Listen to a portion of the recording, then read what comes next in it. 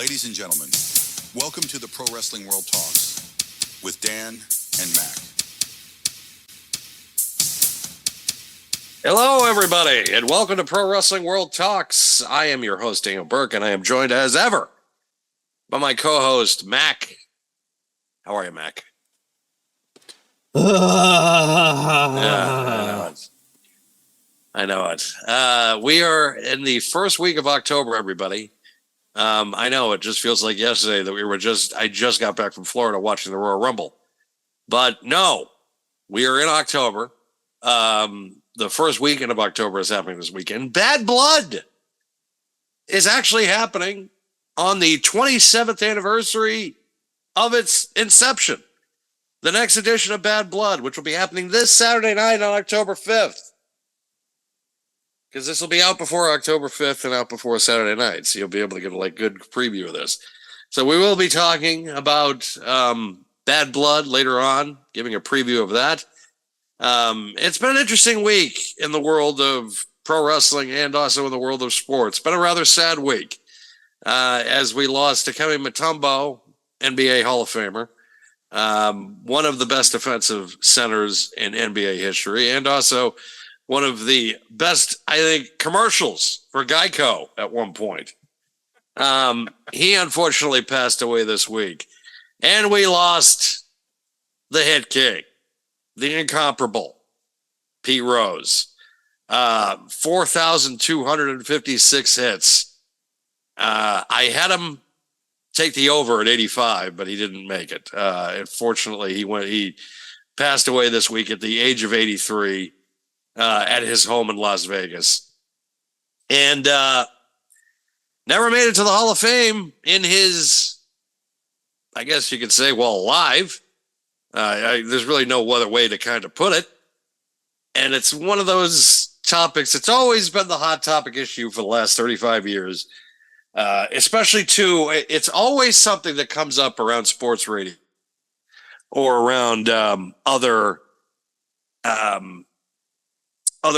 formats of guys. They just love to talk about the default of, hey, should Pete Rose be in the Hall of Fame? And of course, it's a hot button issue because you still have those old heads and those old timers. Some of them even in the that are in the Hall of Fame inducted, nonetheless.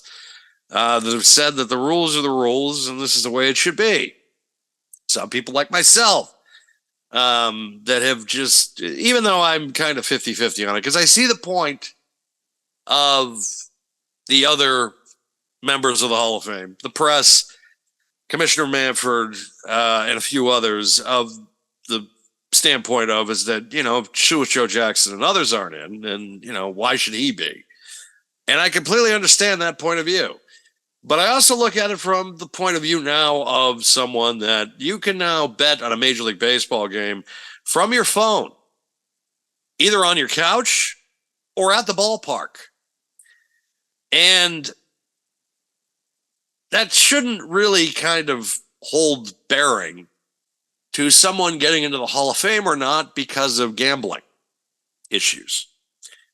And also we would be putting him in for his player records, not as a manager, which he has stated on many of times, and there's no real evidence that he also bet as a player. So I think maybe, unfortunately, he will not be on stage to take that moment. To wrestling fans, he already is in the Hall of Fame for the WWE. He got put into 2004, about a month after his book came out, where he finally admitted after 15 years that he actually had bet on baseball, which let a lot of people, including myself, have egg on their face, because I was certainly in 1999 when he was included in the All-Century team, the 30 best players in Major League Baseball history out of 100. It was broken down. Great players on that list: Babe Ruth, Warren Spahn, Roger Clemens, Ken Griffey Jr., Mark McGwire. A lot of those guys you look at now and you're just like, do they actually belong? Especially McGwire. That didn't age well. Clemens, you can make the argument too. Didn't age well. But Pete Rose was in. He was on the baseball diamond. for the first time in 10 years at a Major League Baseball event because they lifted the ban for one night because he was elected in by the fans, got one of the loudest ovations of the night, and then immediately got cornered by, I think it was fucking Jim. I forget who. It might have been Jim, not Lampley. I forget it. I think he's the guy who hosts Tom Brady's podcast, if I'm not mistaken. Same douche. But he ended up like immediately, here he is, first time in the baseball. And then it's just like, you willing to show contrition and admit that you bet on baseball? It's like, how about the timing of this, huh? Let the guy breathe for 5 seconds without having to ask this fucking question that really nobody should give a shit really about at this point. It's kind of like Dave Meltzer when he complains about 78,000 instead of 93. No one cares, Dave. I was just going to say, nobody cares, No one Dave. gives a shit, Dave. But no one cares. Speaking of Pete Rose, I do have this, actually. Hold on. You have a gambling problem.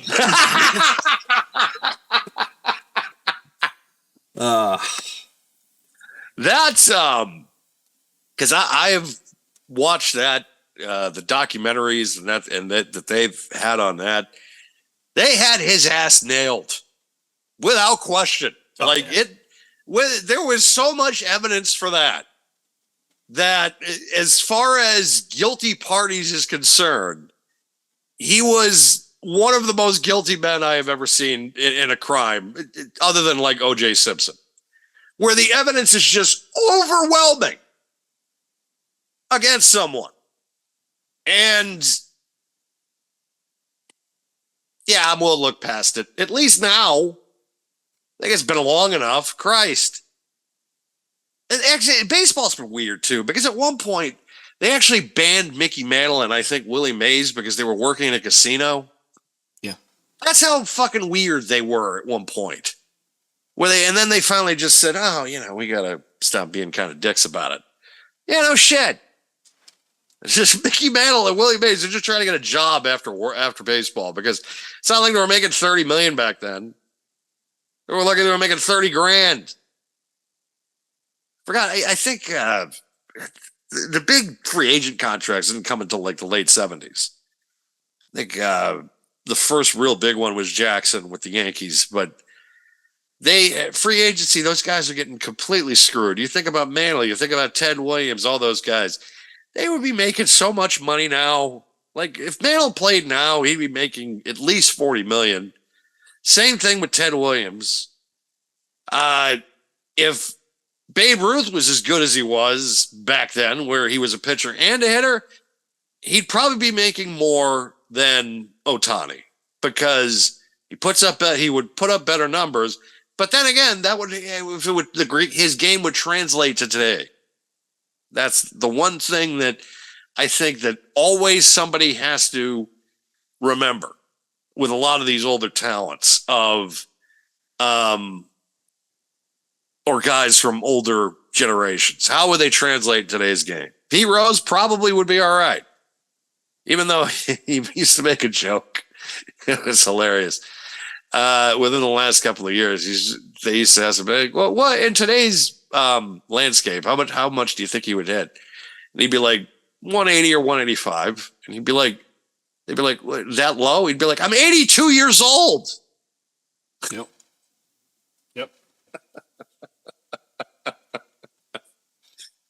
And I remember the video that I saw this week, and it was reminded of it. It's actually one of my favorite kind of sports videos. It's Alex Rodriguez, Frank Thomas, and Pete Rose all talking about hitting. And you're just seeing three guys that are, one of them is a Hall of Famer. The other two, maybe Barry, maybe Alex at some point.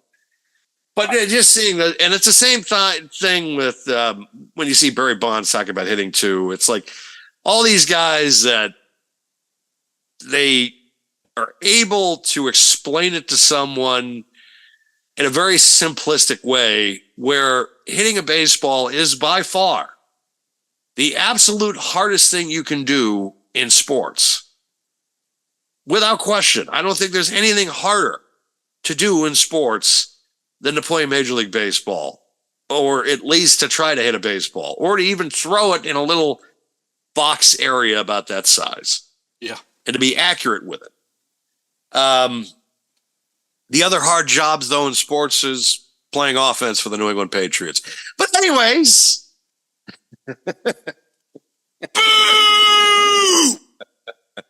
Yeah. Actually. Because I'm not booked. So rested power, Pete Rose.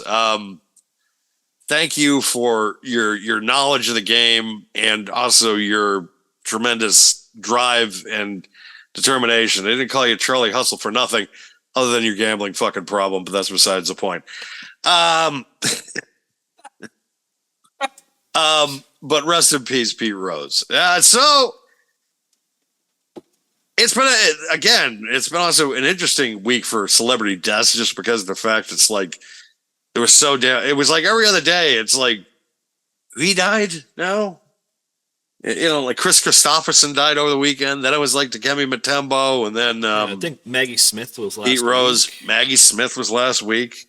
It's been a very, as far as celebrities go, it's been a very weird year. Just because random people too it's been randomness, because you're just like, I didn't even know he was sick, or just coming out of nowhere. It's ridiculous. Yep. Speaking of coming out of nowhere, it has finally happened. Pen has finally been put to paper. The money is there. The money now has been, the numbers are here.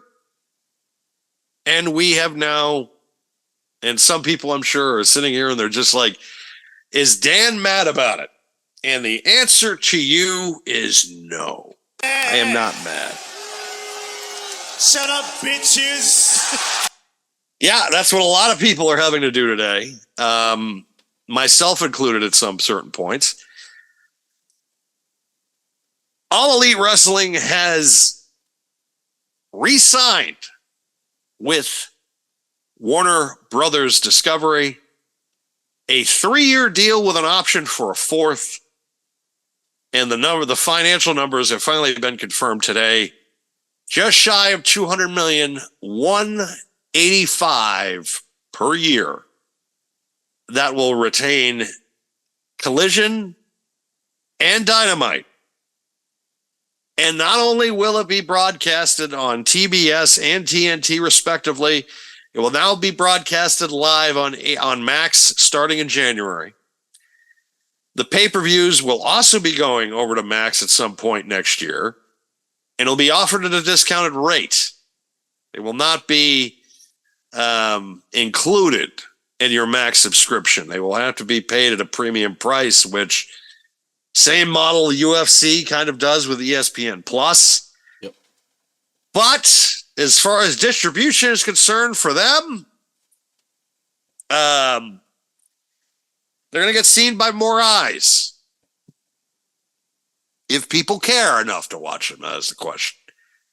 Which,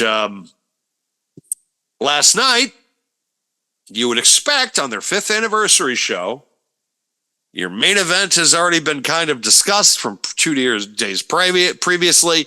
It is going to be Okada and Daniel Bryan for a 3rd time. To open the show, you had Will Ospreay versus Ricochet. A big-time matchup, a lot of anticipation that people had going into that match. So with all of that, including a half-hour overrun, $685. 20,000 less than last week. And this is coming off the heels of just 4 hours earlier, because the news came down yesterday around 4 o'clock that AEW and Warner Brothers had made the deal. And I'm thinking because of that, and because of the fact it was the anniversary show, they were going to put up a good number. Maybe closer to 825 maybe. Wait. I have a live reaction to the show. Hold on. It might. I don't know. It might be 0. Might be 0. Apparently, it was 0 because they did not. And also going back into the 10 o'clock hour, they fell under 600,000 at one point for their but for the last half hour they were under 600,000 viewers. That was during the Brian Danielson main event. So I have one comment to that, and I'm curious. I'm almost curious if a lot of that is like DVR runs, because let's be real, like there are times like you, myself, that's a distinct possibility. DVR shows because we want to skip the commercials later or something to that effect, and they only really announced it that day about the overrun. Mm-hmm. And I had DVR'd it. We talked about this earlier. I DVR'd it, watched it this morning. And I had heard about the overrun, so I set it for a massive overrun just to be safe, because I have no idea. Because I heard 30, I heard 60, I heard maybe 40, like who the hell knew, really? So I'm kind of curious if maybe that's what happened. If people just set their DVR because they're like, whatever. And then the last half hour, nobody realized they needed to record it. Because it's the overrun. And if you went on like your channel guide for that evening, you had no indication, because the next show after at 10 o'clock was fucking Modern Family. So how the hell are you supposed to know? It's the overrun never works, in my opinion, unless it's a couple of minutes over. You know, you get into like the 5 or 10 minutes, but an overrun is just, I mean, you got to make it special. I feel like in that last half hour, he didn't make it special. All it was furthering. That, but sorry to cut you off. I don't want to say that, though, but I think part of it is it just wasn't announced. You know, had they maybe announced it, okay, sure. Like, you sit there and say, okay, I know it's going to be 2.5 hours tonight because it's on my channel guide, it's on my DVR as such, and I'll get all of it. But when you don't really announce it, yeah, it lacks like the specialness of a 5th year anniversary show, or any type of anniversary show for that matter, or any big televised show, period. When you kind of take that out of the equation, I think that's probably why a lot of people didn't pay that much attention. And not for nothing, the stipulation was kind of stupid too. Just saying. That was so dumb. That was. Don't book the match then, you fucking moron. Or don't do it title for title. Like, only Bryan Danielson's title is on the line. Okay, fine. Do it that way. And then all of a sudden you're giving away the finish too, because it's like, so after 20 minutes, Bryan's going to beat him. That's what you're saying. Yep. And that's exactly what fucking happened. And no, even Vince in his languishing days didn't come up with a stipulation like that. I've never heard anything like that. Title for title match where one title is on the line for the first 20 minutes. Are you fucking kidding me? Like, how?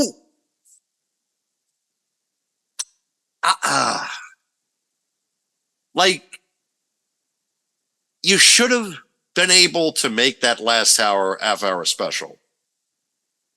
And at least given something where people are talking about it the next day.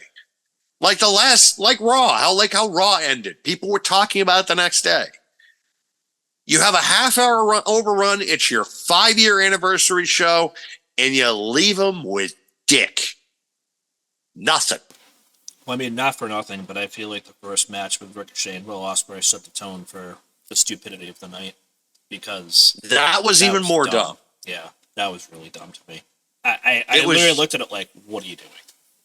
It was a shit sandwich, I felt like. Yeah. It was just, that's pretty much what the beginning of the night and the end of the night was to me, was because your 2 hot matches ended in bullshit, especially the first one. So really all you had was moldy bread. And I don't care how good the fucking meat was. I don't care how good the cheese was in the middle of it. If the bread shit, I don't want anything to do with it. And that's the problem with this. Great analogy. It is. Because it's the only one I could come up with. Because the beginning of the night started out promising, of course, because it's two guys that have amazing chemistry. Yep. But you couldn't come up with a finish. At least one that was good enough. You couldn't come up with a finish twice. No. Twice. He couldn't. And it's just like, and all of a sudden, weren't they just trying to tease it all out or all in? One of the fucking shows. Weren't they just teasing that it was going to be Takashita and Okada down the line? Yeah. And now all of a sudden Takashita is involved in the Ricochet and Will Ospreay feud. When a month ago, he wasn't involved with Ospreay whatsoever. It would have made sense for like Will Fletcher or somebody like that. I don't even know about that, but yeah. Holy shit! Would have been better for anybody, honestly. When they were doing their routine near the beginning of the match. Oh, I literally was just I had two memes that I kind of had in my head. One was the Leonardo DiCaprio snapped his fingers, like that's it right there. And then the other one was say it, say the thing. You did it, you did the thing, you did the thing. Like, dude, I don't care about your flips and shit. Cool, it's kind of cool, but it's so overdone between these two at this point.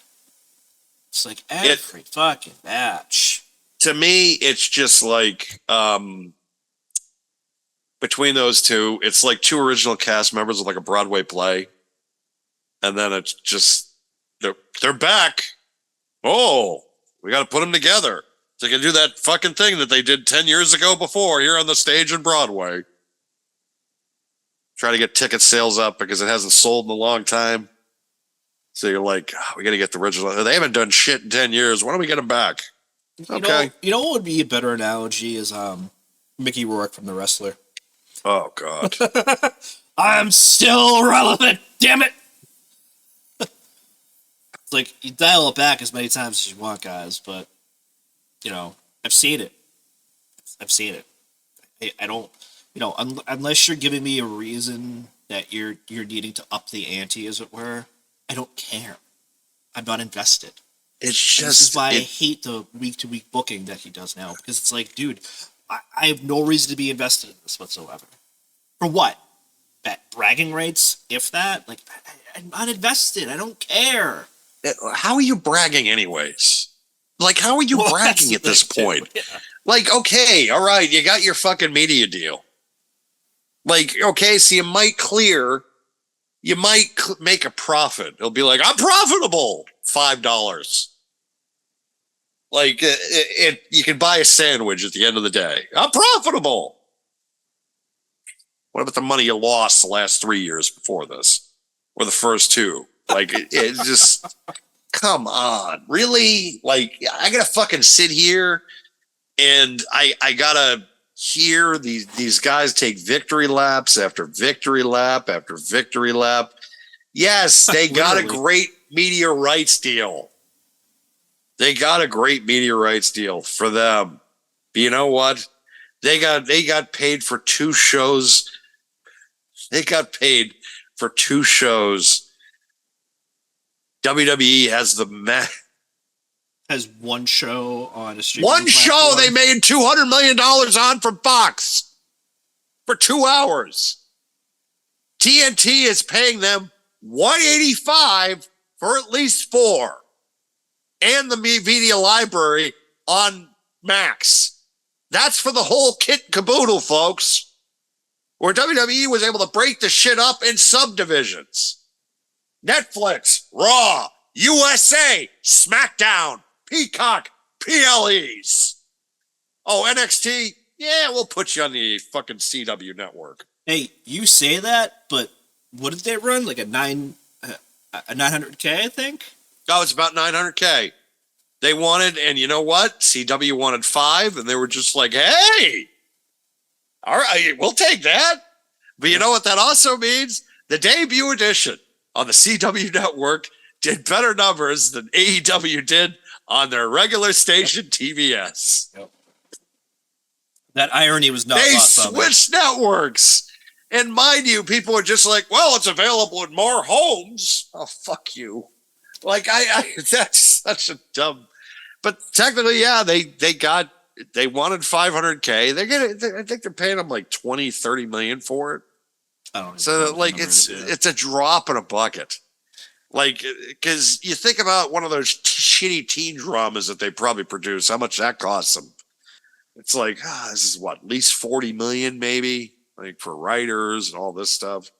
I mean, because you got to understand, this is the same network that had Supernatural on for 15 fucking years. So they get lazy with their booking as far as like networks is concerned.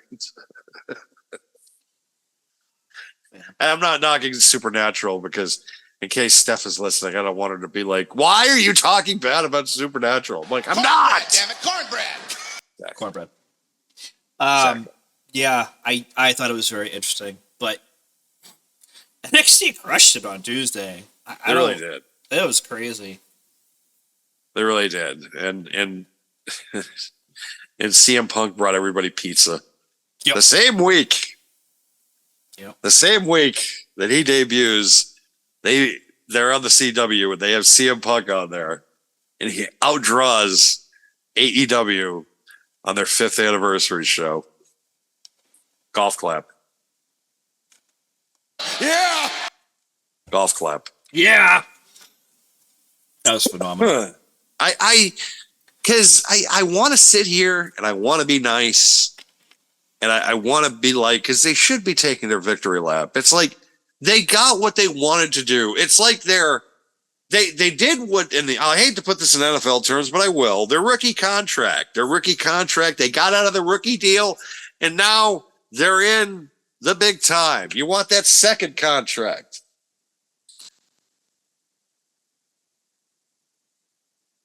But the question is that you got paid by a network that lost $9 billion in evaluation in a year.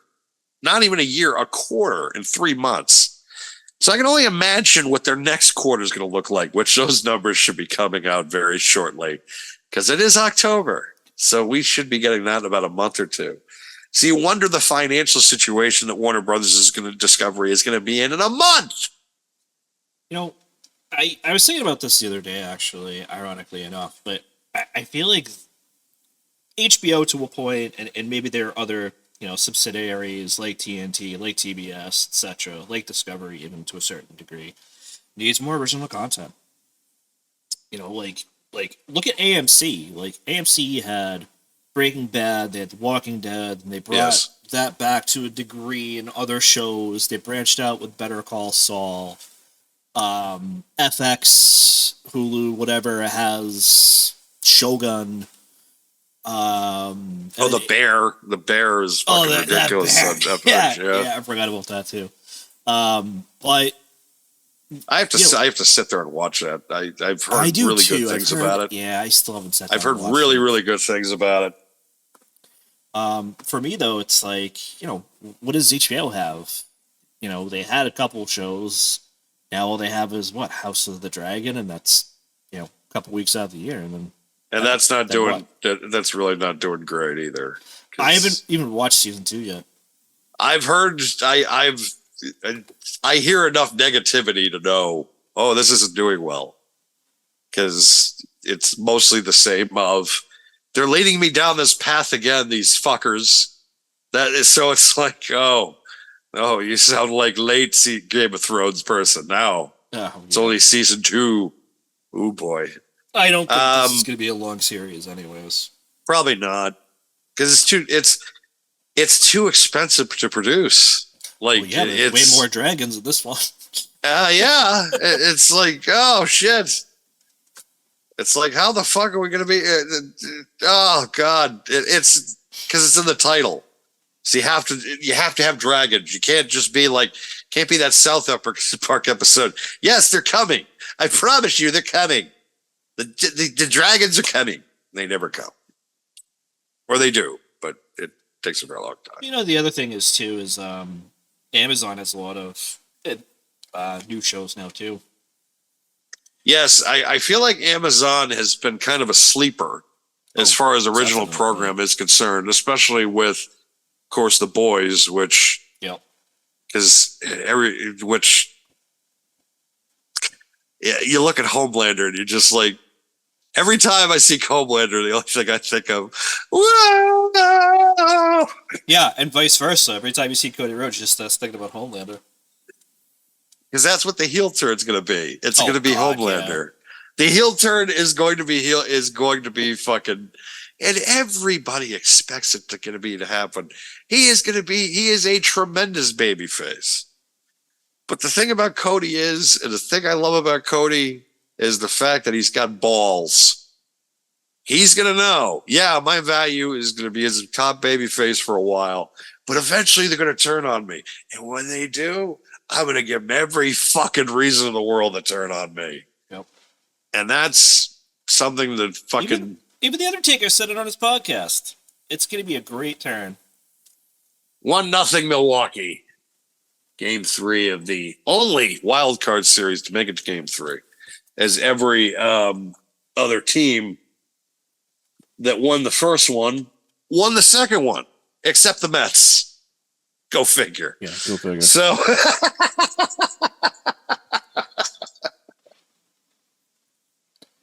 go figure. Anybody put Frank the Tank on suicide watch? Not that I'm aware of. Probably and I'm sure that. Start, though. And I just wanted to put this out there at this time now, Mr. Portnoy. I'll take a meeting. We'll take meetings whenever you want, sir. Like we know sports, we know wrestling, we know a lot of things. We will take a meeting anytime you happen to be listening. We're just a bunch of assholes, you know. Like we could definitely bring some more kind of fun sometimes than Frank the Tank.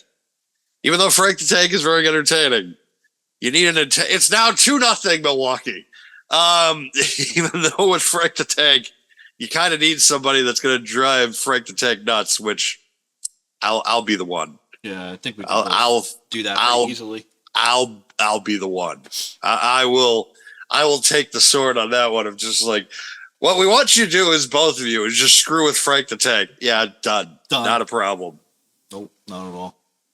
I'm just going to put up my Red Sox banners and just be like, you know, I know you're going to love. Remember the last time you guys beat us in the World Series? Oh, yeah, we've won 4. You guys have won nothing. Damn. All right. I mean, the funny part about this is I'll say this. Another reason why I want the Yankees to win the World Series is because I know it would drive like someone like Frank to take nuts. I mean, because really, I don't have a horse in this race to win the World Series this year. Yeah, I mean, even though it'd be fun for like Milwaukee winning it or like San Diego would be fun because they've never won the World Series. Yep. It's weird me saying San Diego too, but they also got rid of good talent and still made it in. Like they hustled their ass to get in. I'd like to see Detroit too.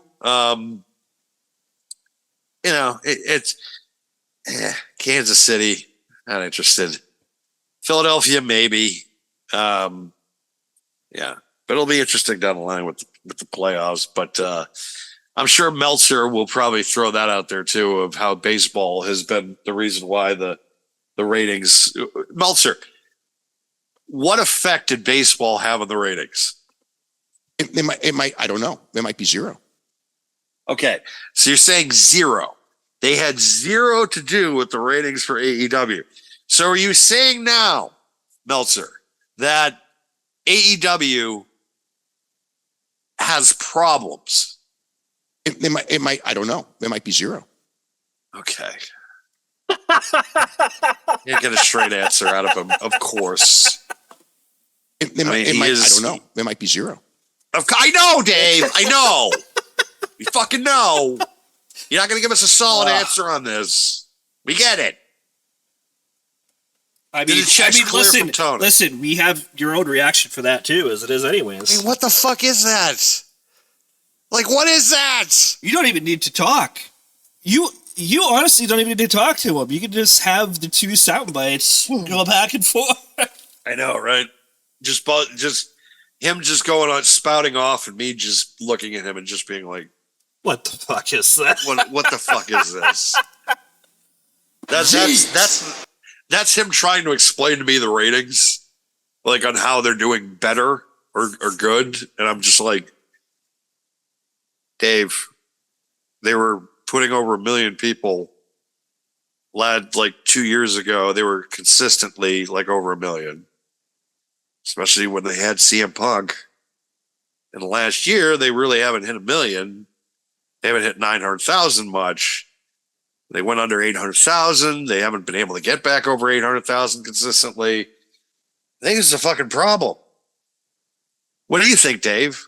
Is there a problem in AEW? It might. I don't know. It might be zero. Exactly. Zero problem, according to Dave Meltzer.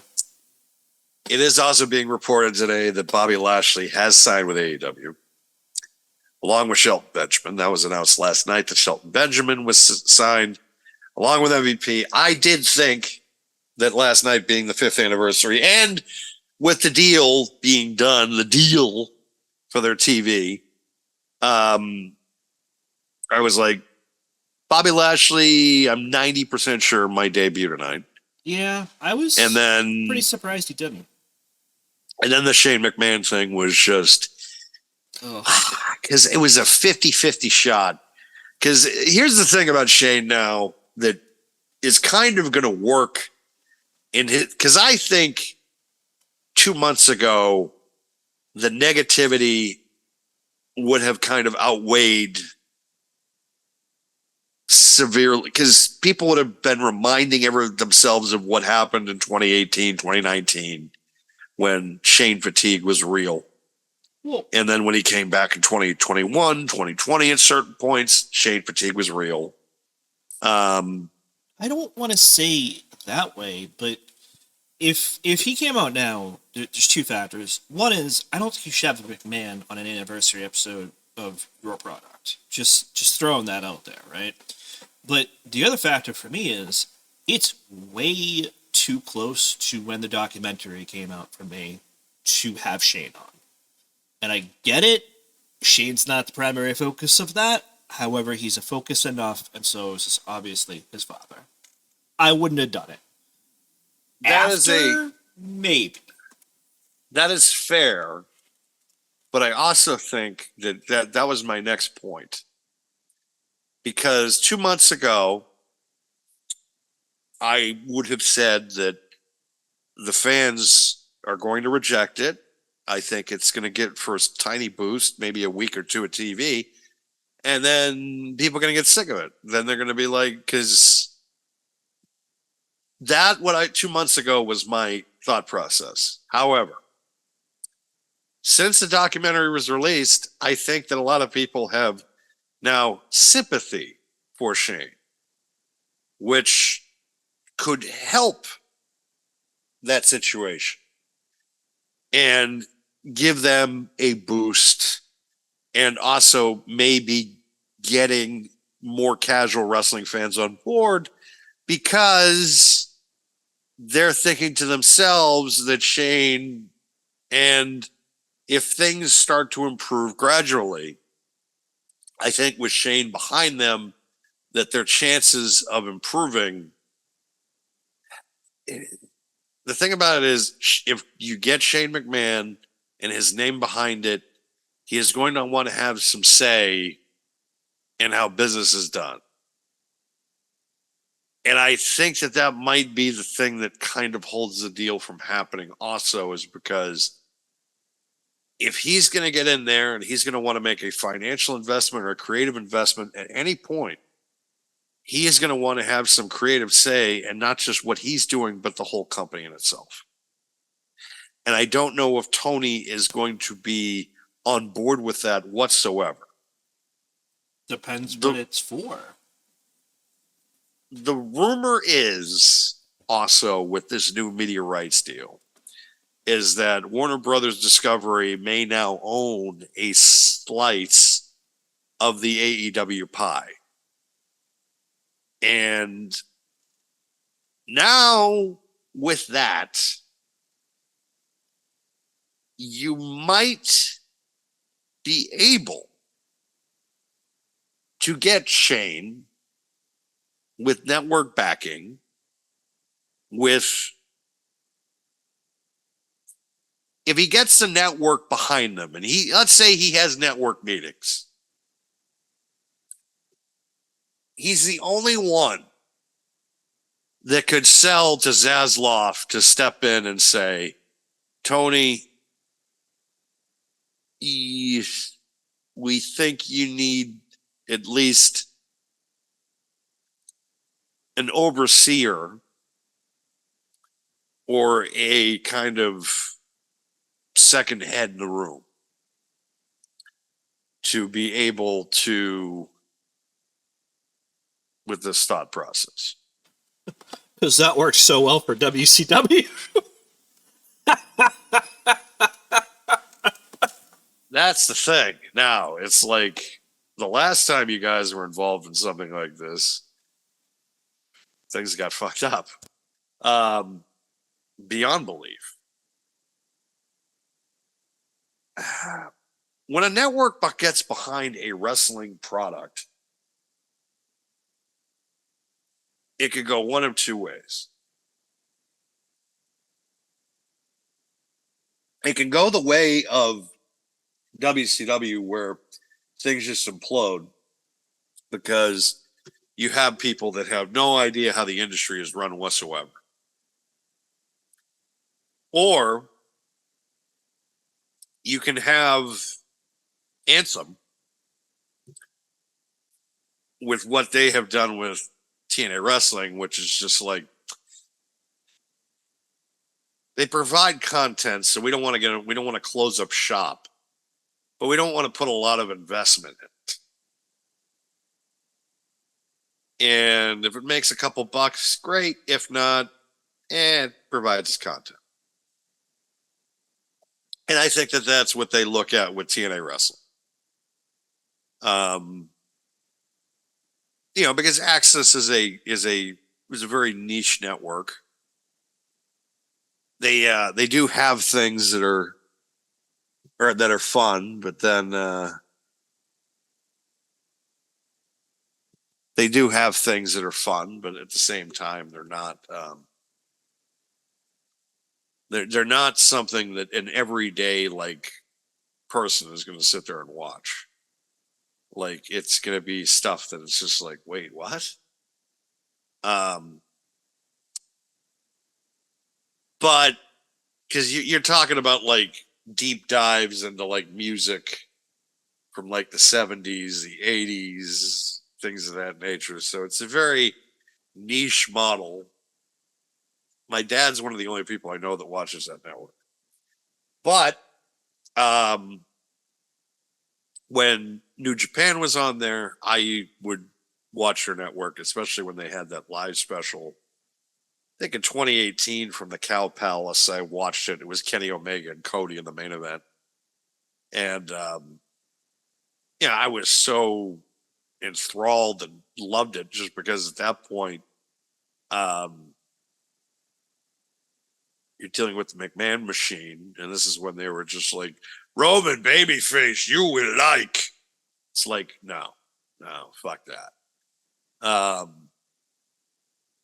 I had faith that Roman was going to be able to get himself over. The way they were doing it, yeah, I was it wasn't that firmly way. against it. Firmly against it. Yeah, it wasn't that way. And I was also on the mountaintop with defending Brock Lesnar with his championship reigns of never being around. I'm just like, you will leave him alone. Just up there with my sword, my shield. I'm just like, You will leave the Messiah alone. Leave him alone. Leave now. Because when Brock Lesnar was the champion, all it did was try to legitimize you. That's all it did. Yeah. Because this guy is a legitimate badass that literally killed UFC's like top guy at that point. That was one of the most braggadocious moments I have ever seen in the history of the industry. And that crossed over into mainstream sports because it was just like, my guy kicked your top guy's ass. Like, that's how everybody felt. That's how I felt. I still was, when they made the match with him and Couture, because it was just like I think it was his third fight in UFC. I'm just like, what? Like, we're going with this already? And he just beats him and knocks him out. I'm just like, it was instant because I was pissed when he left in 04. But when he won the UFC championship, it's just like all is forgiven and then some. Now I'm going to be behind you 100. Like, now I'm behind you for the rest of your career. Done. Like, that's the way it is. Like, because never soured on him just because he went into that.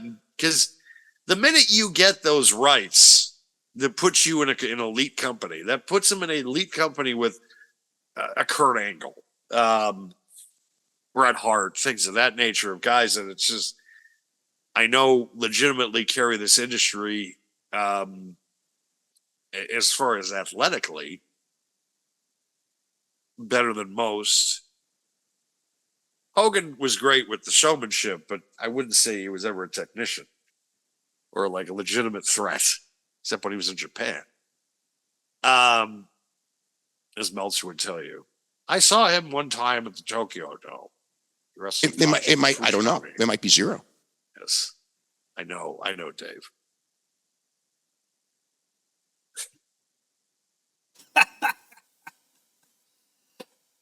Oh, man. I mean, I guess congratulations in the end for AEW, though. Like, they got their deal. Good for them. Yep. Britt Baker was on TV. Britt Baker was on TV last night. Good for them.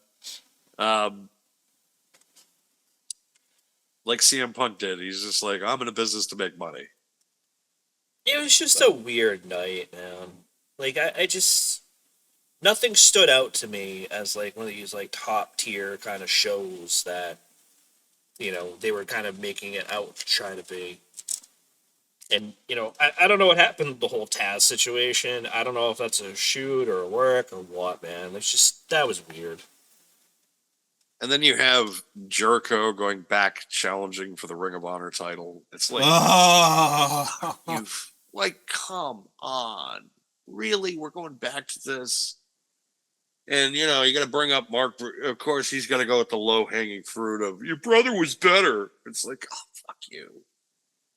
Really? Are you trying to be Jericho? What are you trying to be, Christian now? That's Christian stick. I'm fine. Like, I'm okay with it. I don't love it, but I'm okay with it. Because I look at Christian and he's just so fucking punchable. And it would make sense that someone with that, like, turtleneck situation and his whole cadence would say stuff like that. So it makes sense.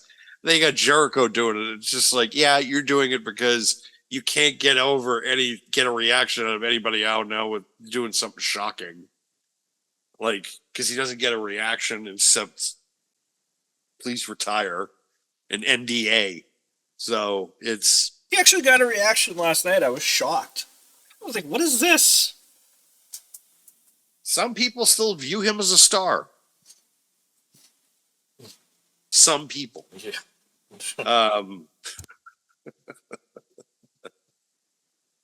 Such a dickhead thing. It's like, because everybody, I know I can sit there and say, oh, you know, he's done more than you have. It's like, of course he fucking has. I'm not arguing that, except the standpoint of is that I'm in my prime in what I'm doing, and he's not in his prime anymore in what he's doing in acting, music, wrestling. So he's failing at everything at the moment. Like it's time, Jericho. It's time. He's become what he fought against at WrestleMania one year when he fought up against Piper, Snuka, and Steamboat. Yeah. Because they all represented those guys that just hung on. It's like you're doing the exact same thing. So you're a hypocrite. You're not bringing up anybody with you because everybody that you brought up with you, what are they doing now? Like, Jake Hager's no longer in the company. Sammy Guevara got hurt last night on Ring of Honor, which Godspeed It's a rash of injuries this week. Well, then there was the Lady Snow incident, too, that no one's talking about. And Dragunov got hurt on a Dragunov tore his ACL, and then Braun Strowman tore his groin area, which, Jesus Christ. Because I feel bad for him because he's just like, knee surgeries, neck surgeries, now this. It's like, he was like, if I remember the story correctly, like early last year, this year, I forget exactly when, but he had like issues with his leg where it was like partially paralyzed or something like that. Yes, I think like, there was the nerve damage shit. from the neck injury. Yep, I think you're right. Which, guys like his size, in which he's this massive dude. Like, he's just huge. And your body is not exactly built for. And unfortunately, he never did what Big Show did, because Big Show took like a year off and stayed off the road, got healthy, and then came back and was able to extend his career for like another decade. Braun really doesn't have, like, his whole gimmick is his body, kind of. Which Kevin Nash said it best once. He was posing when he was with the Outsiders with Scott Hall, and he was like doing like a muscle pose and something like that. And Scott whispered to him and said, "Don't do that. The body's the first thing to go." Like, because he was trying to tell him you don't want to do that because you don't want to be kind of pigeonholed as like a body guy. You want to be pigeonholed for your personality as your character. Which is why Scott Hall's a fucking genius. Or was a genius for that matter. And unfortunately with Braun, he doesn't have like the 7-foot height.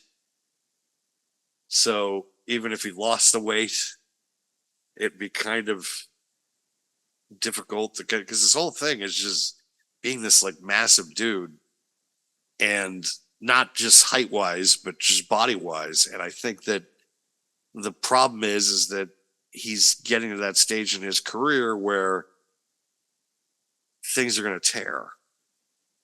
And that's what's happening.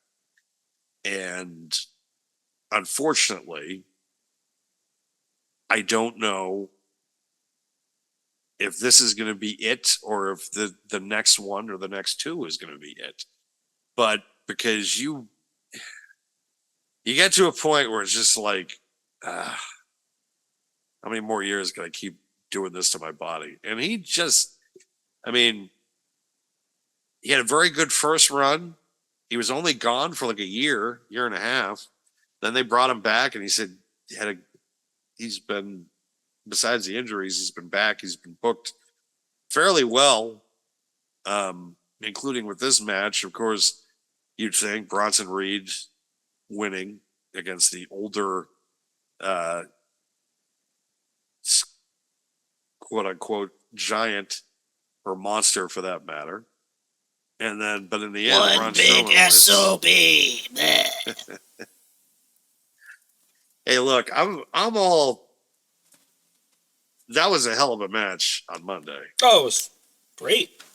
Yeah, it definitely because of course everybody thinks this is a Rock against a Rock. You know, how is this going to work out? And Braun has had an excellent career. Like and has had some really good matches under his belt for a guy that's limited. And I understand that you put him up against certain guys. It's just like, but then you put him up against guys that could actually get going and work. Like him and Brock had a phenomenal match at No Mercy one year. The matches he had with Roman Reigns were really good. The multi-man matches that he was involved with were fun. Like Braun has been in some great matches in the last decade or so. Nah, 7 years. Let's say 7 years, 7 or 8 years. And he's been in some excellent matches. And none 5-star, mind you. Fucking asshole. But he's had a fantastic career. And I think that he can go home and say that he got the most out of it. Because it's not like at the end of this, the creative had nothing for him, that he wasn't over, that he just stuck around. He can, at the end of the day, Braun Strowman, and this is me saying this because at certain points Braun Strowman is not an atypical guy that I would like in the late 2010s, or the 2020s for that matter. He's not. Not many people could think that because he doesn't check every box. If he was in the 80s or 90s, I'd think he was fucking amazing. But for the time being and for his career in the last 7 or 8 years, I can sit there and say that, in my opinion, I would put him in the great category of big men. You put him in a Vader, Yeah, absolutely, echelon, or Yokozuna, a Big Show, a great big man. That's where he belongs. He has been able to have a steady career of great programs, believable programs. When that fucker flipped a goddamn ambulance, I don't give a shit how they did it. I don't give a shit how it looked. Did make me laugh though when he ripped Vince's limo door off. And Vince just looking at him, he's just like, "What the hell are you doing?" He's just like, I don't know.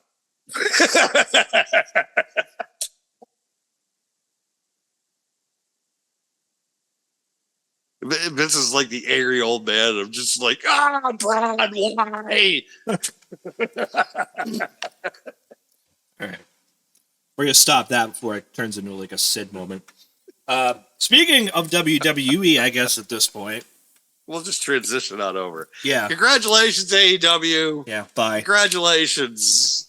You get to stick around and give us more content to bury you guys for the next 4 years at least. At least. Yeah. At least 3, maybe 4.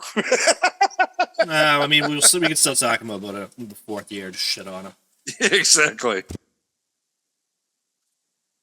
Yes, but Bad Blood, which, thank God, this is, so that way Dynamite is not the last thing that we have to deal with this week. We actually get a good show coming up this Saturday night. Again, the 27th anniversary of the first Bad Blood pay-per-view that took place on October 5th, 1997, which featured in the main event the very first Hell in a Cell match between The Undertaker and Shawn Michaels, which featured the debut of Hydrox Undertaker Kane, which, did you know they're not really half brothers? Yeah. Yeah. I know, I'm shocked too. It's like finding out that there really isn't a Santa Claus or anything of that nature. Oh, sorry, kids, if you're listening. You young children that listen to the program. It's over, Johnny.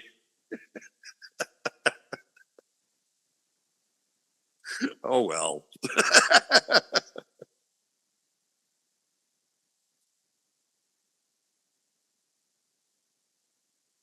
That's all I got to say about that. Yeet! But instead of being main evented by a Hell in a Cell match this weekend, the Hell in a Cell match is going to open the show. That is right. They have announced, or at least it's not been announced, but leaked, that Drew McIntyre and CM Punk, the Hell in a Cell match to finish one of the best blood feuds in WWE's recent history. That will be opening Bad Blood on Saturday night. The main event will be Cody Rhodes and Roman Reigns against Solo Sikoa and Jacob Fatu, which apparently has had some buzz around it. Quite a bit of buzz. If you catch my drift, you know what I mean. Little electricity might be in the building that night. Might be dealing with a little rock, paper, scissors. Might be some kind of final boss that shows up. Might be some kind of final boss. That has been heavily kind of implied and rumored that The Rock will be making an appearance on Saturday night, making this the ending of the show. All the sense in the world. It's just still very kind of weird, though, to be talking about a Hell in a Cell match opening a pay-per-view, but it has happened in the past. And you also think that they would have maybe had this match been not only just one Hell in a Cell match, but several in this pay-per-view, considering the fact that Rhea Ripley and Liv Morgan have been involved in another personal rivalry, which happens to also revolve around the World Championship for the women on Monday Night Raw. But the implication of the Judgment Day or Street Trash, whatever they want to call themselves, and also with Damian Priest, which Finn Balor and Damian Priest are also on this card, not wrestling in a Hell in a Cell match. There are multiple matches on this card that could have justified getting Hell in a Cell matches. But only one is, and that's McIntyre, and that's McIntyre and CM Punk. And it's the only sensible way that this thing can end, because this thing has been personal. We've had a strap match involved. We've had the first match involved, which was highly personal, which Seth Rollins is the special guest referee, which CM Punk could have also ended that kind of feud with that match if he beat Drew McIntyre, which he had at one point, but he didn't.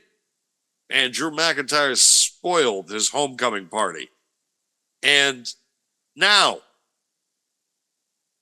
after Bash in Berlin with the strap match, we now come to the final chapter, which they're now coming into this with two really good matches behind them, into a third one, which now it's like, because I can't think of many third movies that are better than the first and the second one. But now somehow they have to be able to make this the absolute capping off of a masterpiece, of a masterclass. This matchup is so important that Sami Zayn and Gunther aren't even on the fucking card. But this That's match true. is. Yeah. They're moving the World Heavyweight Championship match to Raw because this match has that much importance to it. And you wonder, will there be blood? Yeah. Who's going to be bleeding? How much blood will there be? It might, I don't know. It might be zero. Might be zero. But I feel like blood in this match is warranted. Oh, 100%. Completely warranted. I feel like CM Punk also knows that, which is going to give him the ability to say, fuck it, what am I going to do? Fire me? Even if they say no, I don't think they're going to say no. I think that you have certain ways to be able to get away with this and still make it dramatic. But I also have faith in the world with these two. By the way, the scrawling graphics, fantastic work, my friend. I have to put that out. I just noticed that now. Ooh, Everything is scrawling. It looks fantastic. Thanks. It also makes me lose my train of thought sometimes. Like, who's on the fuck? What am I talking about now? Fuck. No, but CM Punk and Drew McIntyre, I have all the faith in the world that this is going to be one to remember.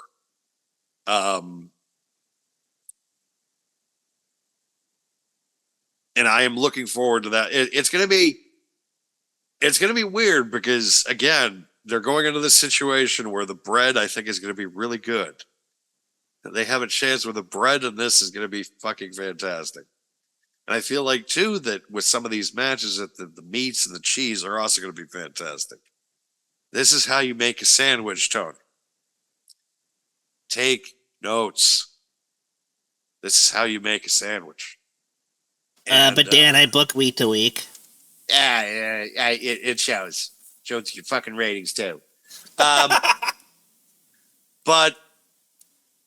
now you have to open the show a matchup that could main event. This could be the main event of the evening, and no one would be mad. But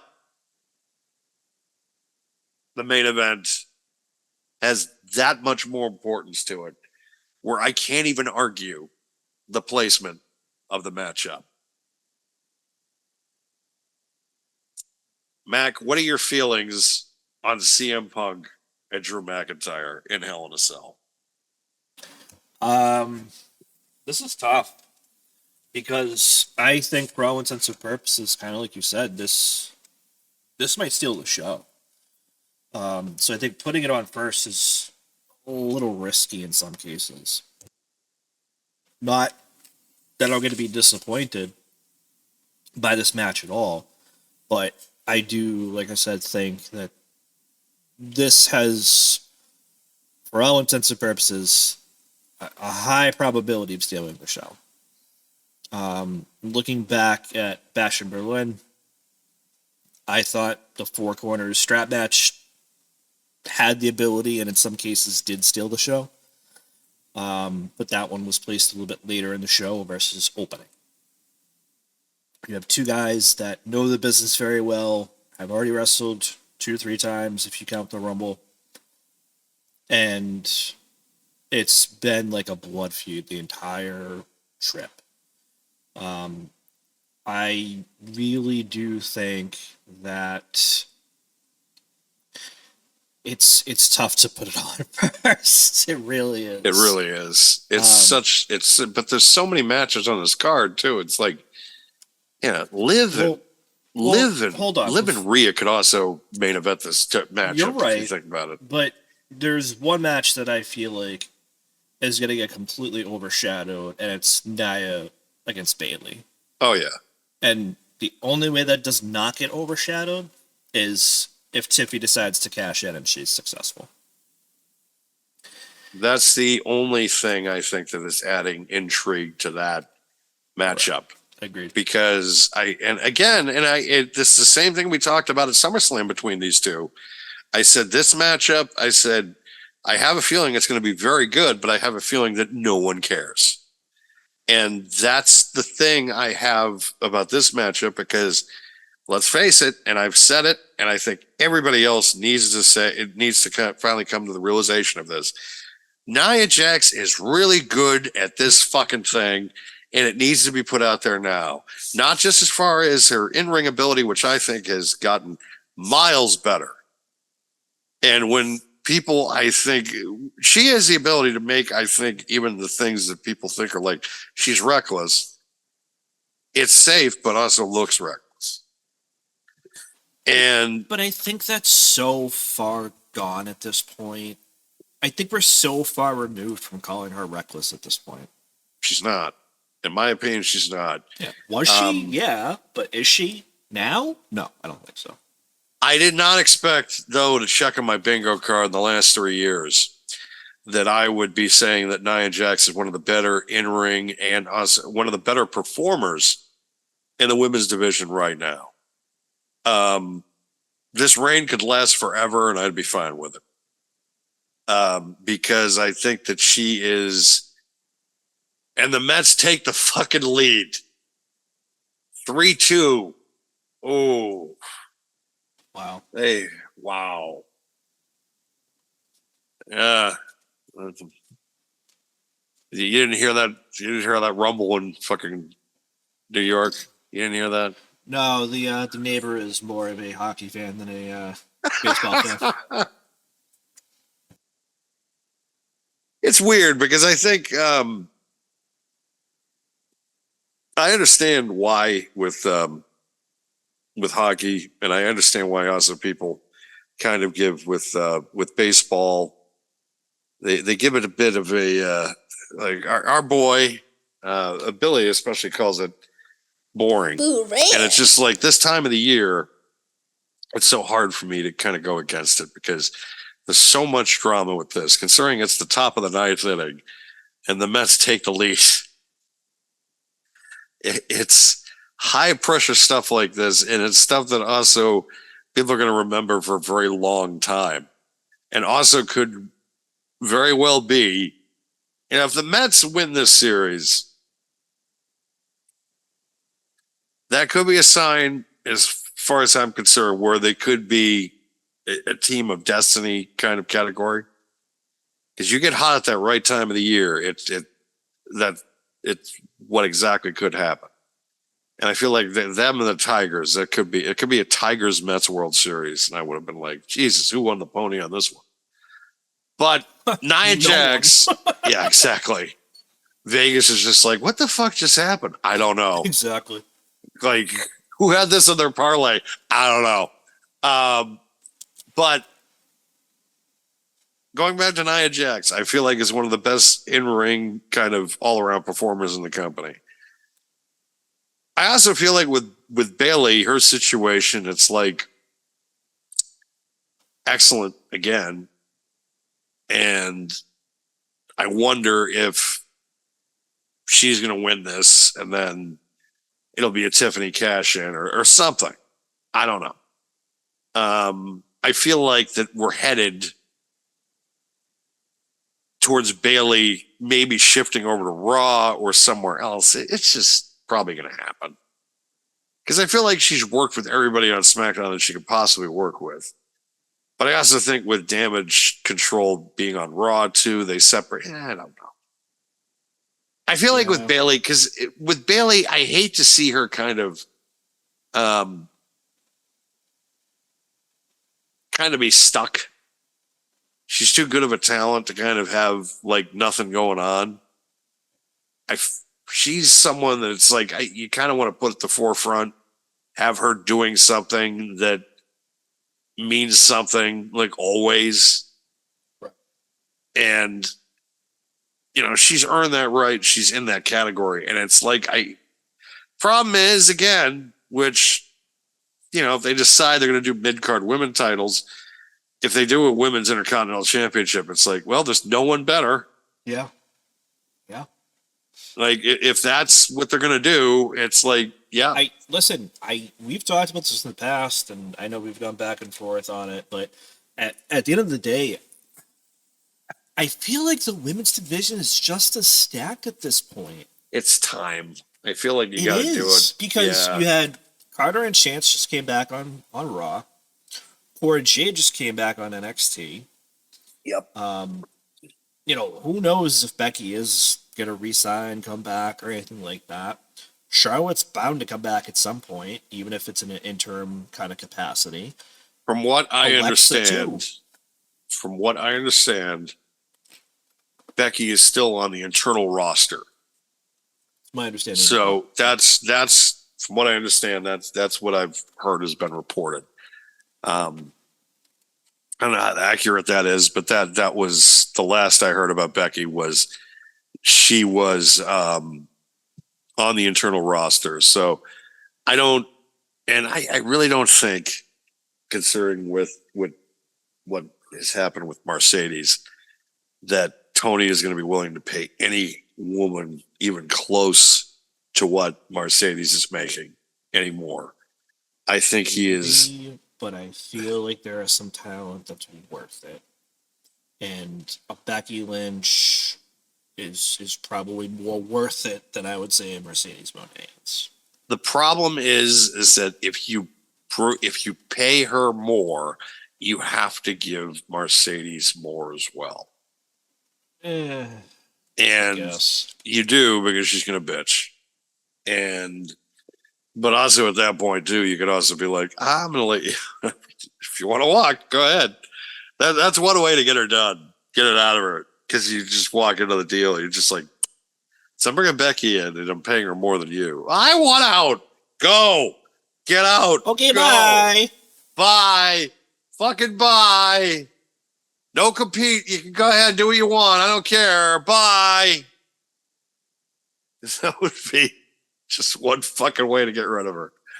But no, I feel like with Bayley, if they're doing an Intercontinental Championship, Bayley's your first one.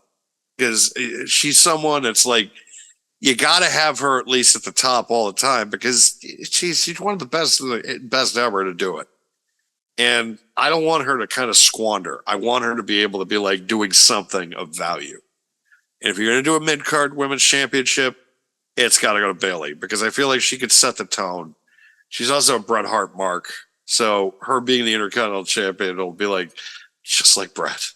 So I think that, yeah, that's kind of where they're kind of setting this up, other than the possibility of a Bayley and Tiffany situation, or a Nia and Tiffany situation for that matter. But yeah, this is the kind of, I feel like this Bayley and Nia match is like SummerSlam, where it's like, who gives a shit match, but might surprise people.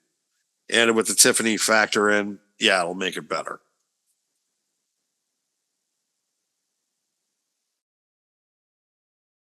Yeah, I mean, I got nothing. I just, if you add Tiffany, you're gonna make it better. The other possibility is I was gonna say the other possibility is maybe Naomi. Maybe she gets involved. But I don't know. Does she? I don't know. They kind of like teased it very lightly. I'm sure they might tease it again on Friday. I don't know. But does she? Maybe not. Maybe not. It might. I don't know. It might be zero. I don't know, Dave. 4-2 Mets in the night. Complete collapse by Milwaukee in the ninth inning. Oh boy. Oh, bastards. Yeah. Yeah. How about Dirty Dom in the Shark Tank above the ring?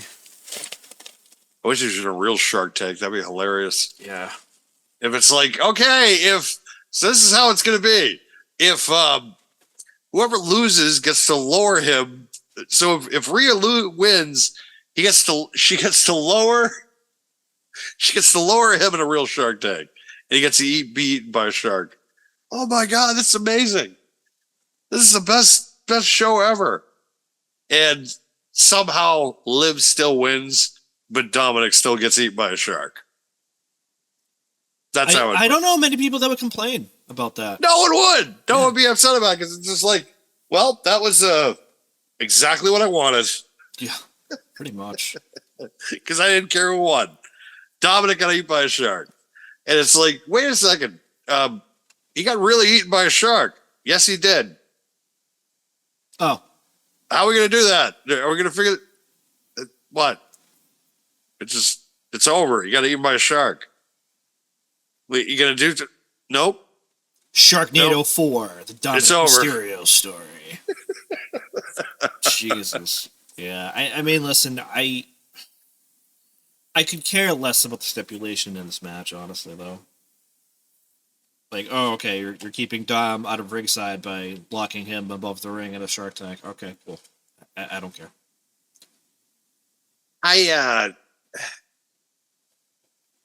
Because the thing about it, you still got to worry about like Finn Balor and the other members of Judge. It's like Carlito. There's JD, other people you got to worry about instead of just fucking Dominic. And of course, he's probably going to do something like throw her something from. Oh God. Yeah, I don't know. It could be anything. It really could. I'm of just somehow they got given there. It's like, I already have originality first coming out. Like, what the fuck? Yeah. But it's one of those days your internet just crapped out for a second.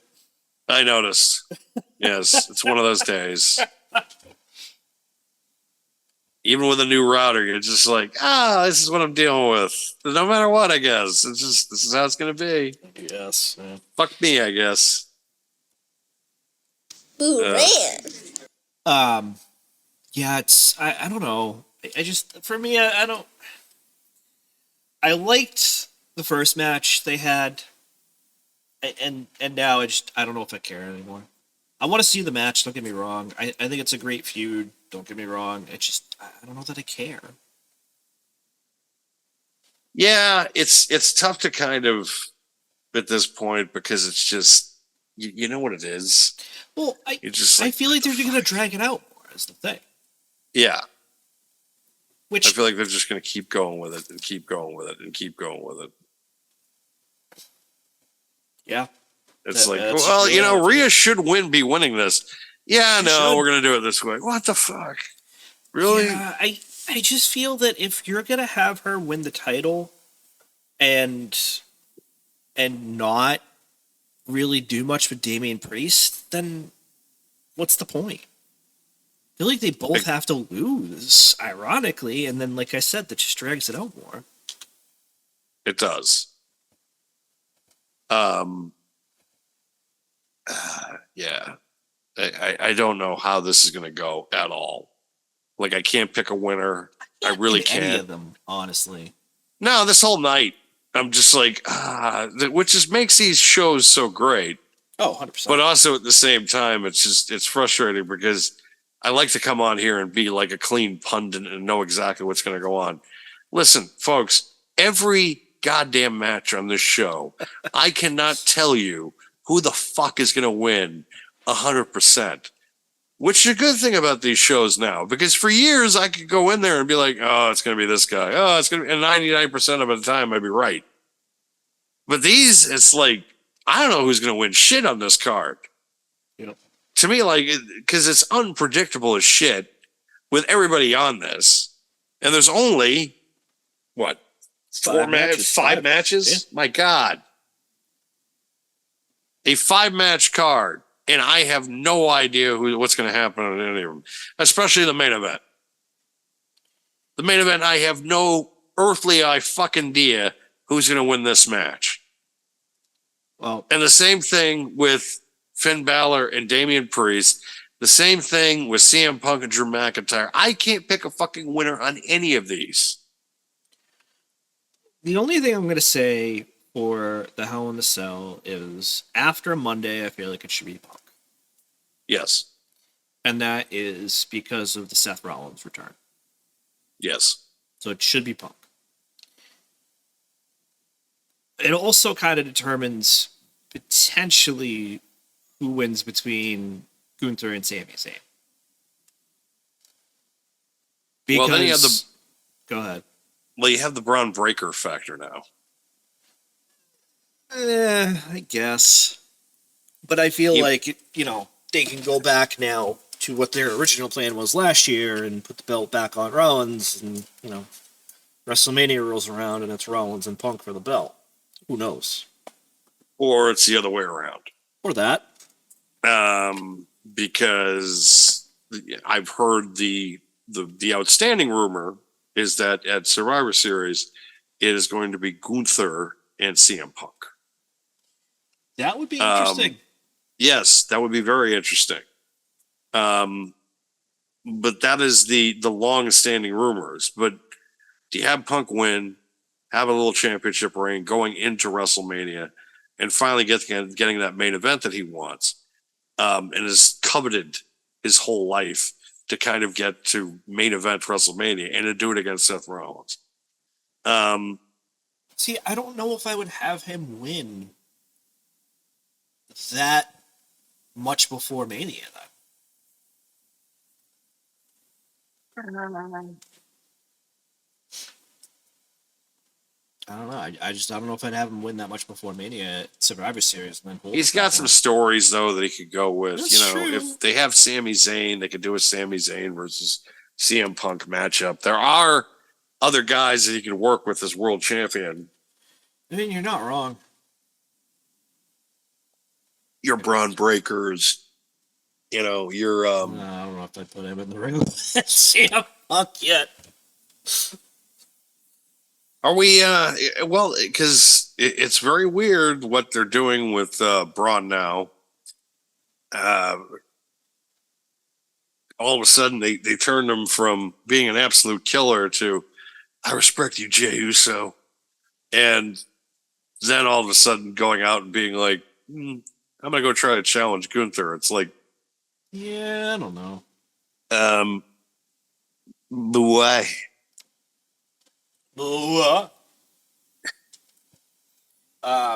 But anyway, back to the list here. I don't know about Finn Balor and Damian Priest. I don't know. I think it depends which one is on first. Is this on first, or is Rhea and Liv on first? And if Rhea and Liv is on first and Rhea loses, then I feel like he should lose. And even if Rhea wins, I feel like Damian Priest should probably lose. Nothing against Priest. It's just I just think that Finn Balor needs a win. Yeah, and if you're trying to build momentum around the Judgment Day again, he definitely needs to win. Yeah, Finn, I feel like definitely needs to come out of this a winner. Yeah. I feel like Damian. He could make the argument for a world title shot too if he wins. Exactly. Plus the CM Punk Finn Balor kind of matchup. You can have CM Punk work with. Yeah, it would. I mean, there's a bunch of matches I think this could work if they wanted to go the CM Punk versus Gunther route, and then have him win at Survivor Series. I don't know. Yeah. That would be my thought process, though. But again, Triple H knows all. Papa H. When you're coming into a pay-per-view and you have no idea who's going to win at the end of the night, and you have no idea how the main event is going to finish, you have to watch it because you're just like, I have no idea how any of this is going to fucking turn out. Like, this is a must-see pay-per-view. And I don't say that a lot because I understand people when they're just like, well, the AEW shows. Look, I go into those shows knowing 3/4 of who's going to win. He's a very predictable booker. I can admit that at SummerSlam, it was a very predictable show. But how he got there was excellent. This show, I'm coming into this with no earthly idea who's going to walk out of any of these matches, especially with the main event. I have no idea how it's going to turn out. Yeah. Well, I think at this point we're pretty much there. So the main event for Bad Blood, as Dan said before, is Cody Rhodes and Roman Reigns versus the new bloodline, I suppose, if you want to call it that. The Tribal Queef, Solo Sikoa, and the Enforcer, Jacob the Two. I have no idea how this match is going to go. And I know we mentioned it earlier already with there's rumors swirling around, as it were, that The Rock might be there. And I have no idea what to expect. I've heard Brock's name mentioned. I've heard Rock's name mentioned. Yeah. And obviously there's, a lot of probably, I don't know, resounding feelings that KO and Randy Orton and the Girls of Destiny, as it were, the tag team champions, are going to get involved in this match too. It's just, who the hell knows what's going to happen in this? It's just one of those rare occasions where you look at it and you're like, oh, well, of course, Cody and Roman are going to win. But it's like, are they? How are they going to get there? Yeah, and same thing I mentioned about Rhea and Liv and Damian and Finn Balor. It's like, do you have them win immediately? For the longevity of a storyline, especially if you include Cody and Roman's story with each other, they don't win. They don't. You can't have them win if you want to keep telling a story. You can, but it's not going to make a lot of sense. Yeah, you could do it, and you could have, like I said, they're raising each other's arms, and then Roman swings them around and just clotheslines them into the mat. You could do that, but that's what everybody expects, and that's the biggest issue that I have with it, and it's also one of the things that I feel like Triple H has an issue with, because he doesn't really book it that way anymore. He wants to keep you guessing. Best way to keep you guessing is to have the good guys lose once in a while. And I feel like that's what's going to happen here. But, like you said, how do we get there? And I feel like that's going to be pretty important going into the main event on Saturday.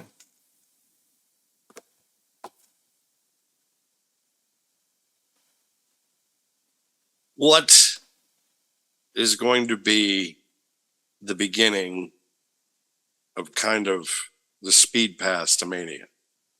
Because we're there, folks. We're in October. We're in the halfway point. Mania was 6 months ago, but Mania is 6 months away. That is a unique position to be in, because in a month from now, we're going to be talking about War Games. And then right after War Games, we're going to have to theorize what the plan is for the Royal Rumble. And then after the Rumble,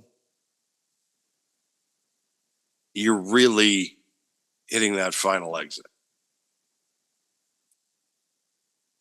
So all the place settings are going to really start to get kind of put together now. They're picking out the menu. They're going through the ingredients. They're getting the best they can. Fuck, is this a wedding reception all of a sudden? Pretty much. That's what it is. You got to have a meat and a fish and a vegetarian option. Are we going to get the chocolate ice cream or the vanilla ice cream? Or are we getting the Neapolitan? Come out with those little fucking Dixie cups that we all grew up with, the wooden spoon.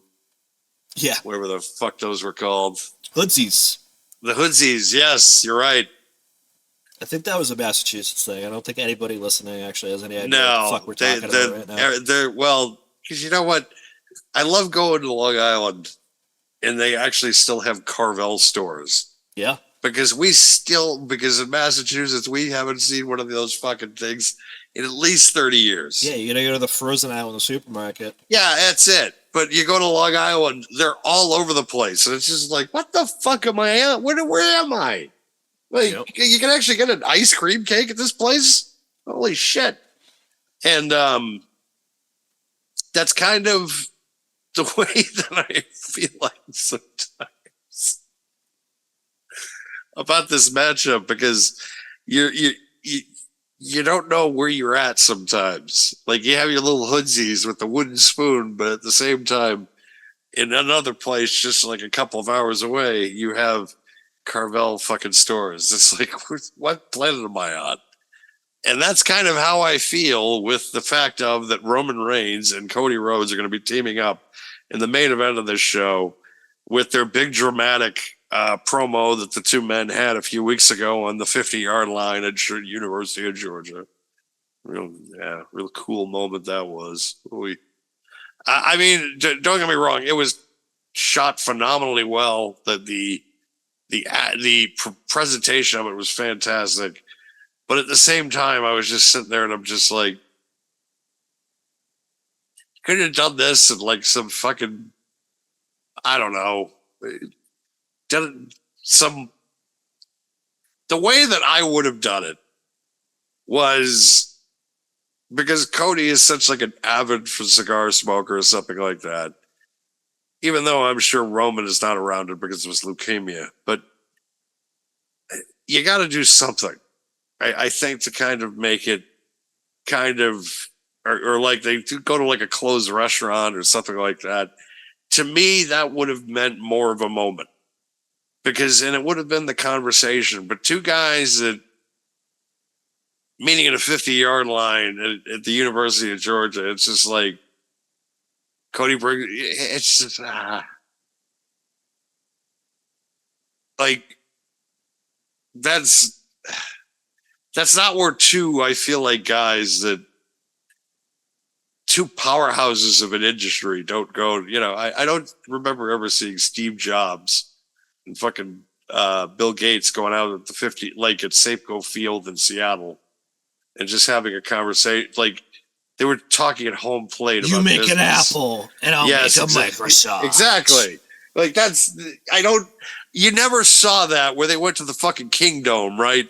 And they're sitting there and they're just, they would have the conversation somewhere that, like, in just in some power move, right? It's, I don't know. I mean, yeah, it's cool. It looks great on TV, but at the same time, when you're having a business conversation like that with two people that you really don't want the world to know about it, right? It's like, you don't want, how many times did collaborators on an album or something like that to just, they just kept their distance, like you didn't fucking know about it. And that was where I felt like that should have been done in just such a discreet way. Kind of now I look back on it, I'm just like, see, I would have done it like a closed restaurant, like something fucking famous, like I don't know, Sparks Steakhouse in New York. And the reason why I would do it there is because that is where the Gambino crime family had Paul Castellano whacked out, right outside of the joint. You know, it's funny because right before you said it, I'm thinking Vesuvio and fucking Sopranos. Yes. Yes. I'm just thinking of some place. Yeah, exactly. Artie Bucco comes out, serves some fucking clams. And they're just like, really? Like,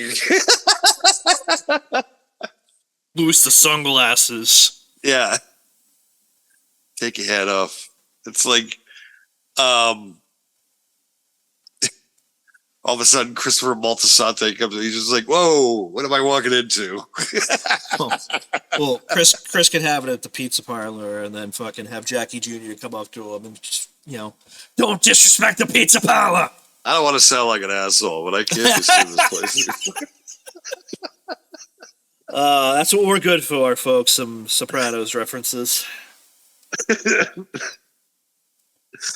Oh God! Like Chris had had some great fucking one-liners. Yeah, that's a good one. What do you fucking? How many one-liners? Dave Meltzer? I don't know. It might be 0. I did like it though how he got Adriana to talk down after he hit on her friend that was actually the agent for the FBI. You said she had a nice ass. I was trying to say something positive. I was trying to be nice. She's your friend and all.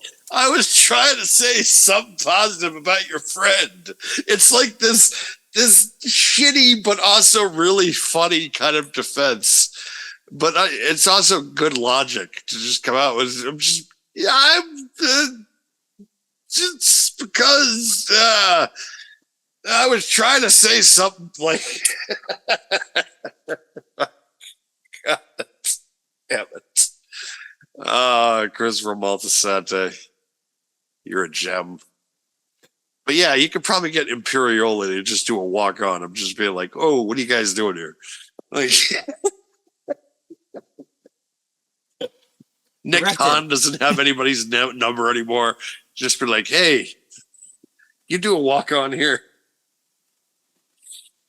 I can be the mediator. Oh my God. It's just. Or no, get like Shannon Sharp. Like Shannon Sharp with his podcast or somebody or Stephen A. Smith. I would get Tom Brady because it would be super uncomfortable at the same time.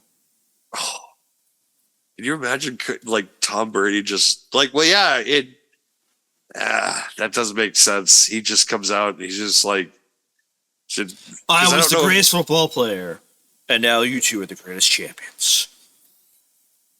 And I love Brady, and even I would be like, this sucks. All right.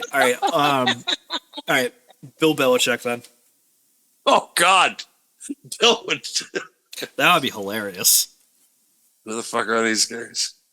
Roman, Cody, you know why you're here today. Do your job. Yes, I was just about to say it. It's like, do your job. Yeah, it's like you don't have. It's too bad Billy Martin wasn't still alive. Oh my God. To moderate something like this. Hey, how you guys doing?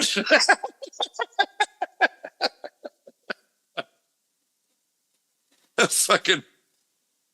Yeah, like you gotta kind of like just they meet in like the Senate. They meet at the 50-yard line. Number one, there wasn't like some.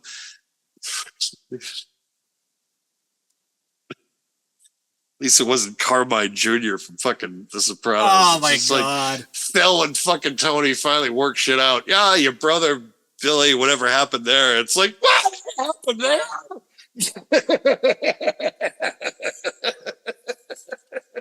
I think we've all seen some angst. I don't think we need to see it anymore. Jesus, Carmine Jr. They were working our shit out. It was done. Why did you fucking say anything?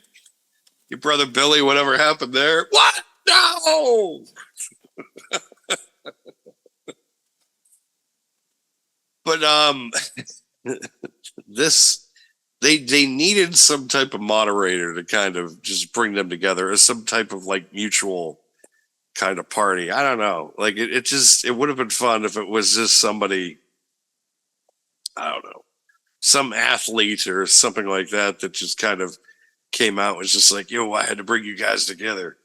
Like it couldn't be like I don't know, Deion Sanders or because Brady selfishly it would have been fun, but at the same time I'm like it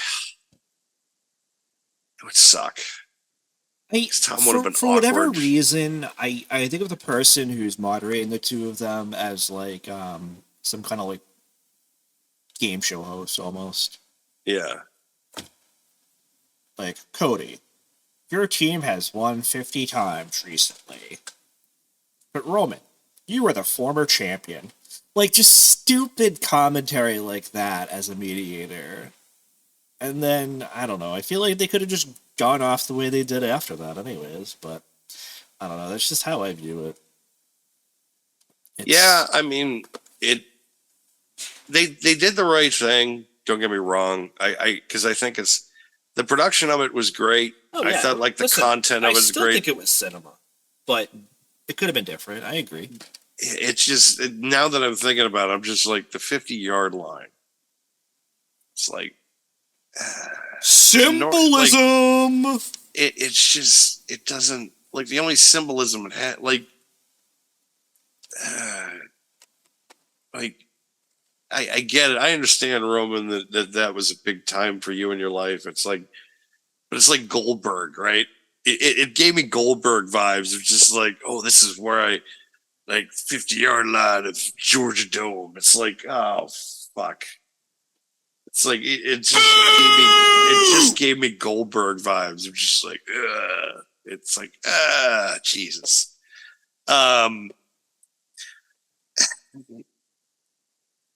Because I feel like when you get to a collegiate level, right, and you don't get past a certain point, and yeah, because when Goldberg went to WCW, it wasn't like he was an all-pro or he was okay, he did all right. It's like, but he wasn't. Yeah, like Kevin Green, when he showed up, Kevin Green had legitimate background, like all pro. Even when he performed, he didn't wrestle full time, but the stuff I saw him in, he wasn't terrible. I was like, yeah, he's decent. Mongo was also had a legitimate case, another Hall of Famer. Not that great in the ring. He was a good personality, great horseman. I just, sometimes it doesn't trans. Wait, you couldn't stand Mongo? No. Well, now he has Luke Gehrig's disease. How do you feel now? I'm just gonna scoff at you. I don't know.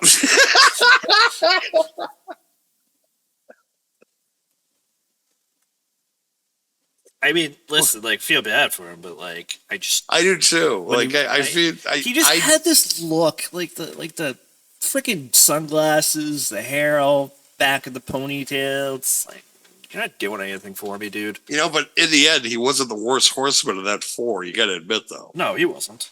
Like, I don't think he was ever the worst of anything, honestly. He wasn't the worst of the four because it's like, at least he didn't do it. Yeah, he did. It's like, No, it's like I appreciated Mongo because it's like anybody that comes from that world and just is like, yeah, I'm gonna give this a shot, and he really tried. There were a lot of moments though with him. I was just like, holy shit. Like, what are you doing, dude? Yeah. But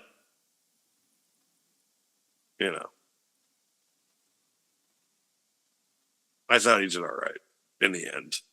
No, I mean, listen, like I said, he wasn't bad. I just didn't really care. No, I understand. Like, but you never saw Mongo like go to Soldiers Field to the 50-yard line and just be like, "This is where I dominated." Like, he never did that, right? It was never Kevin Green going to the 50-yard line at like Three Rivers Stadium in Pittsburgh. He never did that 50-yard line promo. Goldberg never did it, but like Roman Reigns, it's like, you couldn't go to like Madison Square Garden, couldn't go to like I don't know, Levi's Stadium, or where did he even go to Tampa? Like, even go to the Tampa Stadium, like, Christ, he lived right down the street from Tampa Stadium. Like, you couldn't go there, you know, like and meet in a luxury box there, like overlooking the stadium, and it's just Roman can talk about. He's just like, my favorite WrestleMania moment was here.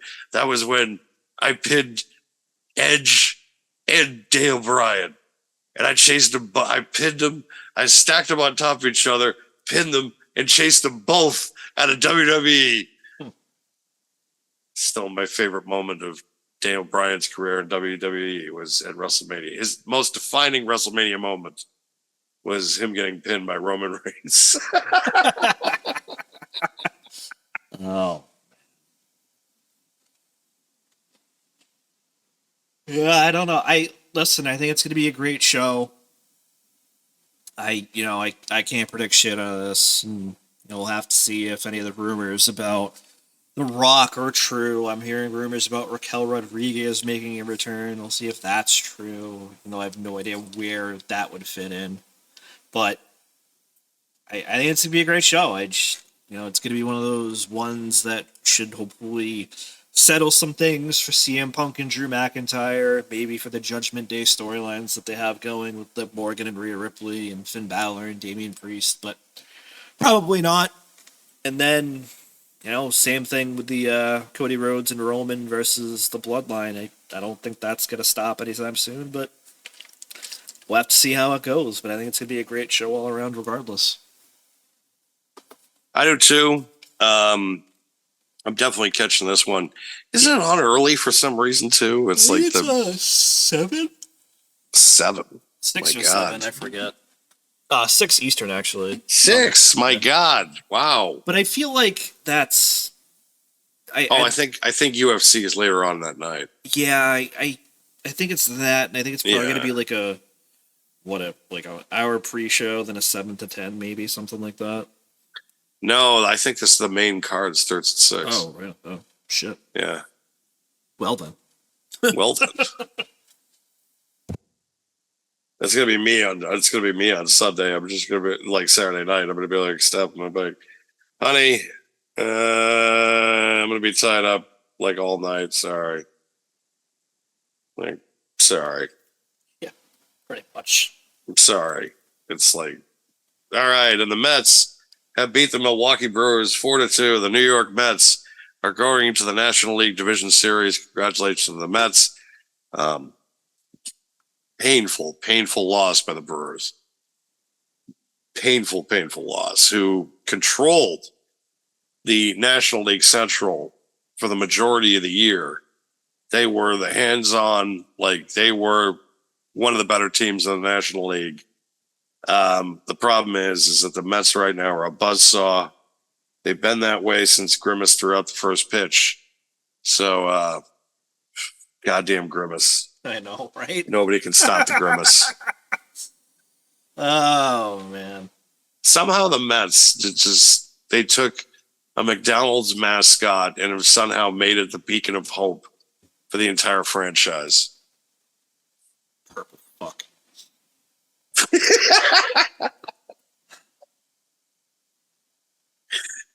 You didn't get the purple, you didn't get the purple shake when that was the thing, the Grimace shake. No, of course not. Of course not. Why would anybody? Look, the Shamrock Shake is one thing. Yeah, but that's like a flavor. That's not like, purple people eater bullshit. I don't know what to call that, man.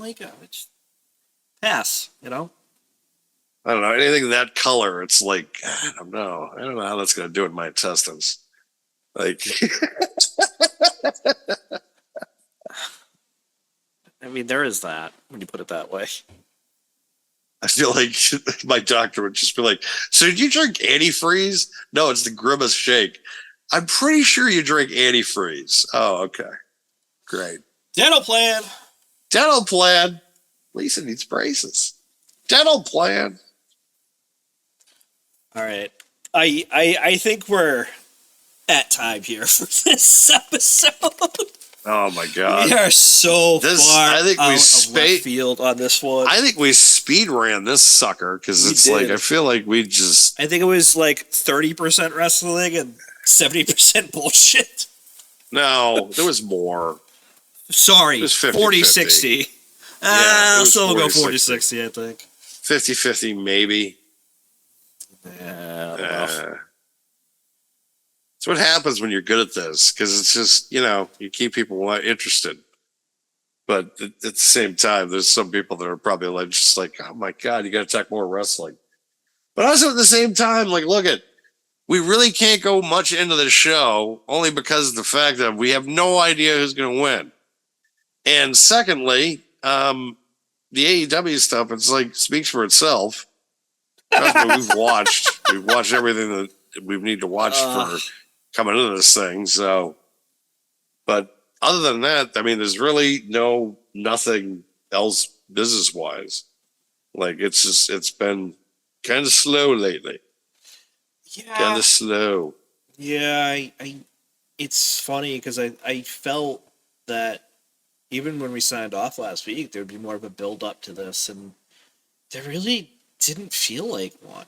You had, the couple brawls on Monday. You had the CM Punk and Drew McIntyre standoff promo, and that's like kind of it, And then Friday, just, I don't know, it was okay. It was a good show, but it didn't really hit, I felt like.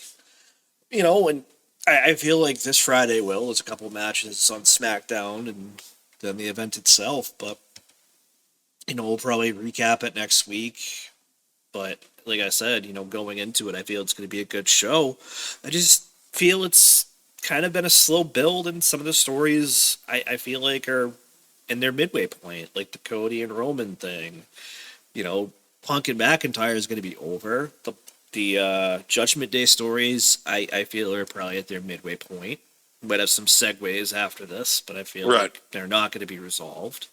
And, we already talked about it, but Nia Jax and Bayley, it's like, okay, you're probably the match that nobody cares about this night, so sorry. But, if Tiffany comes out and cashes in, then that'll give it something to talk about. But otherwise, it's like, I don't see it's that big of a deal, I guess. I don't know. No, I agree. But I think it'll be a good show regardless, like I said. But, we'll probably talk about it next week, and then we'll have to find something else to talk about. Probably, too. Maybe we'll actually book some segments. Yeah. We'll actually have to go into the old think bank and be like, hey, let's come up with a segment or two. I mean, what's the next pay-per-view after this? Isn't it Survivor Series? Or is there something in between? I think there's Crown Jewel. Oh, that's right. There might be Crown Jewel. Okay. Yeah, it's Crown Jewel. So depending on what that looks like, maybe we'll talk about that too. Which there could be. There's been rumors that it could be Roman and Cody 3 at Crown Jewel. I don't know that I would do it that soon. I don't know if I'd do it that soon either, but who knows? Maybe Survivor Series if there's no Bloodline War Games. But I don't know. If you're gonna do that, well, the thing about the Crown Jewel show is that you're kind of not booking that one. What do you mean? The Saudis are booking it. You mean? It's a paid show. True. Who do you pay though? That's the thing.